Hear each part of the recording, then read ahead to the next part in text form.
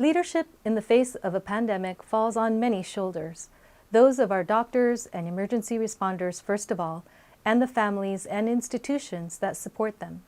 For San Bruno, Millbrae, Burlingame, Hillsborough, San Mateo, and Foster City, one major institution is the Peninsula Healthcare District. Welcome to Take Notice. I'm Jean Jo, your host, and our guest is Cheryl Fama, who has spent 14 years as the CEO for the Peninsula Healthcare District. Cheryl was with us back in August, and I'd encourage you to make sure to watch that video if you haven't had a chance to do so yet. Welcome back to Take Notice, Cheryl. Thank you. From the beginning of the pandemic, the district has been quick to help and be on the front lines. I can't imagine what went on in those first meetings. Can you share with us the thought process and some of the discussions that went on during that time? When we became aware of a pandemic in our lifetime and in our community, we were quick to act because that's why we exist. We exist by legal mandate to address the health needs of our community. What role do we need to take? How do we work with our partners? How do we take care of those which we provide direct services to? And what can we do to help?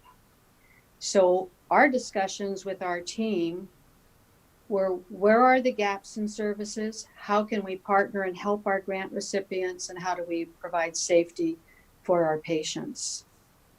And then we have a wonderful board that we bring ideas to, and we say, here's what we think we should do.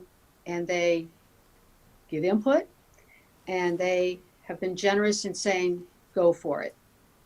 So the first thing we had to do was take care of the people we directly are responsible for. And that involves 3 programs in the community: the Truesdale, the SONRISAS Dental Health, and our Health and Fitness Center that's on the corner of Marco Polo and Truesdale in Burlingame. The Truesdale, we have 111 residents living in that facility. And the first thing we had to do is deal with their safety. We stopped all congregate dining in the first week of March. We started interviewing and testing, not testing by lab tests, but testing by temperature and questioning every employee when they reported to duty. We then, 2 weeks later, stopped all visitors. And so now our residents, I'm pleased to report, are doing well. They're staying in their rooms. They're eating in their rooms.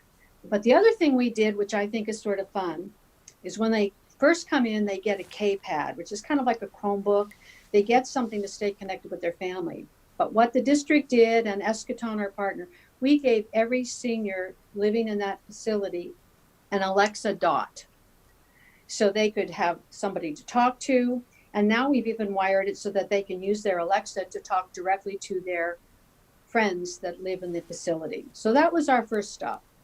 And I'm proud to say, and I'm going to knock on wood, but we are COVID-free. Great. Our residents are doing well. And so that was our first priority. Second was our dental center. We have a Half Moon Bay and a San Mateo Dental Center. We provide over 11,000 visits a year, and 69 to 70% of those are most vulnerable in our community: uninsured, Denti-Cal, folks that didn't have access to care. We had to close our dental center. So what are we going to do with that wonderful team, and how do we continue to address needs? The third program we have is our gym, our Health and Fitness Center. And while open to 18-year-olds to 100-plus-year-olds, the average age of our 200-plus members is in the over 65. So we closed the gym, but then we didn't just leave it there. We have stayed connected with them. We've sent them home with home exercises. We've connected them with all kinds of resources. So we're still taking care of our gym members. So that was our first thing. Next, we had to look at our community partners. And those would be our grantees. So we have over 53 folks and organizations that got funding support from us in calendar year 2020.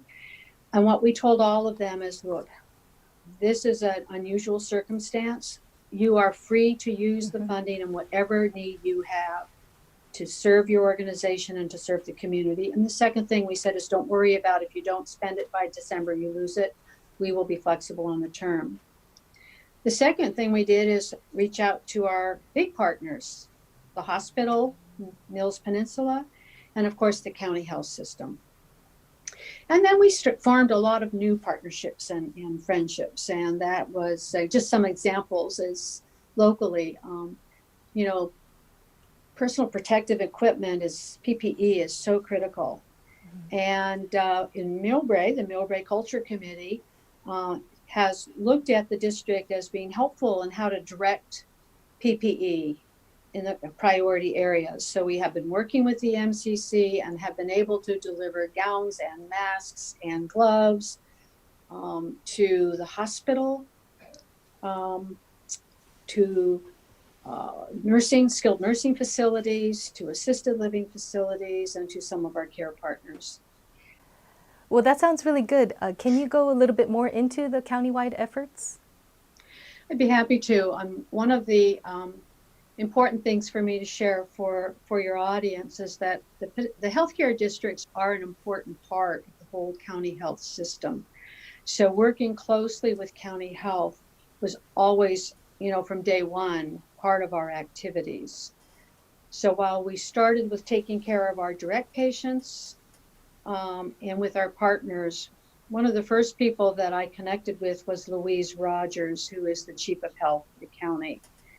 And when Ms. Rogers shared with us about the just before the shelter in place went in place, she made us aware of the alternative housing facility, the innovative program that the county was getting ready to launch. And she asked, would the district be willing to help? And I'm proud to say that I said, I will take that to my board. And they said, we've got to step up and help because it was innovative. It's there to support those who need care that don't have a place to go to get care. It provided safety for those who are positive that didn't really need to go and want to go back to their home and contaminate their family. So it helped quarantine them. It also helped to keep our hospitals open. And that was the whole plan of this alternative care facility. So the board said yes, and we committed $3 million toward the securing that facility and staffing it and making it run. It was the first of its kind in the state of California. Related to that, we actually had 10 hospital beds and overbed tables, and we donated those to the facility. But then we recognized that we wanted to do more, but we wanted to make sure that, we saw that things were changing. The magnitude of the problems were getting greater. Our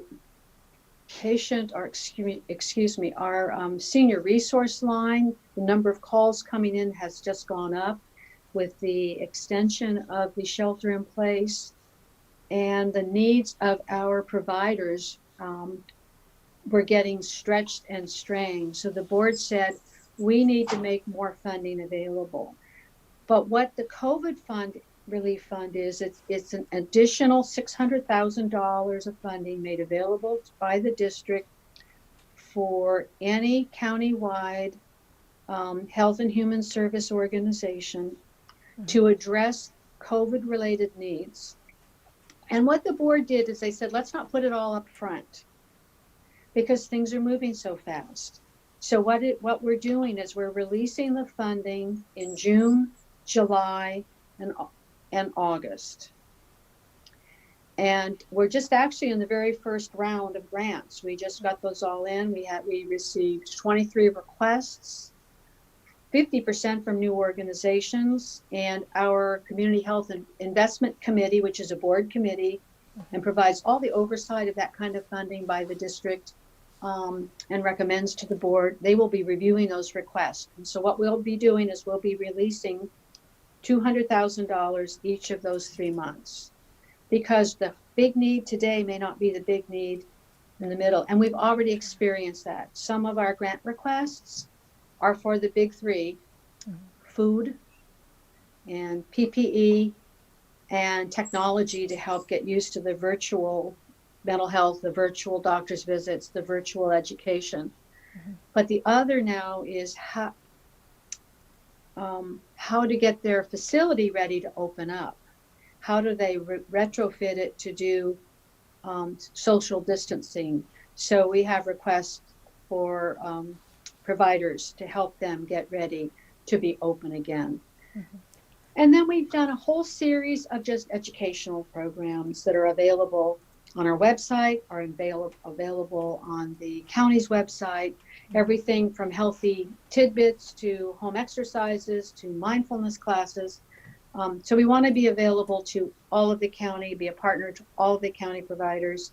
But also our first priority is to focus on our district residents, and you were kind enough to name all those cities in your opener. Well, thank you. And that's great about the COVID Relief Fund, and very smart to be releasing it little by little in order to meet the adjusting needs. It seems that your trustees are very much united when it comes to deciding what the greatest needs are in the district. What would you say is the main unifying force behind this?